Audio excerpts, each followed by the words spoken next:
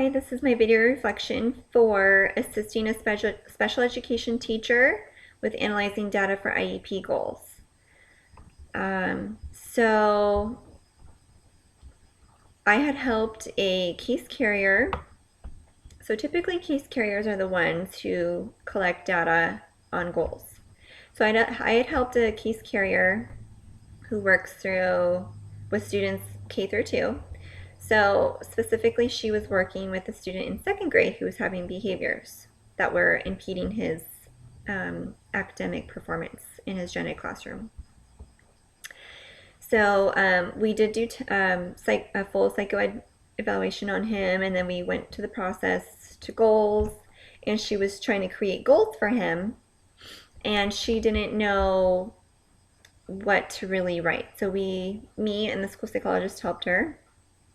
And typically with goals, they use the SMART goal method. So they use student will complete goal with 80% accuracy in 3 out of 4 trials or opportunities. So they typically use that. They use the accuracy piece, and then they use the opportunity piece.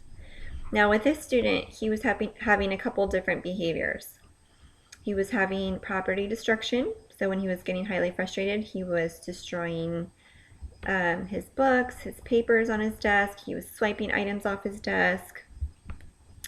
So those were things that he was destroying in the classroom. So we made a goal for that.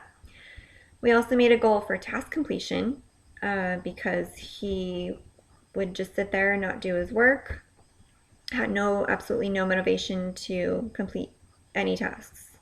So we made a task completion goal as well. And he was to be provided reinforcers at the end of the day in order to up his MO, in order for him to do his work. So in order for those goals to be measurable, we had to use a check-in, check-out sheet for the gen ed teacher to fill out. And at the end of the day, the student would look at the sheet and see if he met the points for the day. So he had 2 goals on his check-in, check-out sheet, and they were, am I being respectful to peers and to my surroundings? So am I not destroying anything? Am I being nice?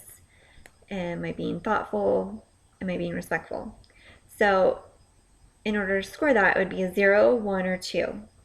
So 0 meaning being no, he's not meeting that. 1 being sort of, he's meeting that. And 2 being yes, he met that. The other goal was task completion. Is the student meeting, or has the student completed a task? No, 0 being no, he hasn't met the goal. 1 being yes, he's met the, or sort of met the goal, and 2 being yes, he's met the goal. Now, both these goals are being graded each hour of the school day. So 6 times throughout the day for 2 goals. So that would be a total of 24 points for the check-in, check-out worksheet at the end of the day. And the student was to be evaluated by the gen ed teacher or the case carrier, whoever was with him at the time. And if he were to meet his goal with 80% accuracy, so let's see, 24 points. So if he were to get at least 19 or 20 points out of 24, so if he were to get 80% accuracy on that goal, he was to meet that goal.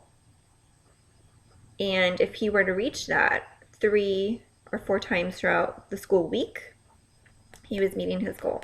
If he was only meeting it 1 or 2 times a week, he was not meeting his goal.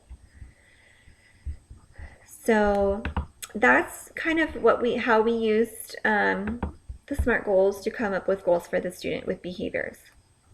Academic goals are a little bit easier because you have assignments and you can grade papers, and so you can kind of see the data that way. But with behaviors, it's a little bit harder, so you have to kind of get creative and come up with some kind of data collection that will both help you and help the student understand if he is or is not meeting his goal. So that's how we did it.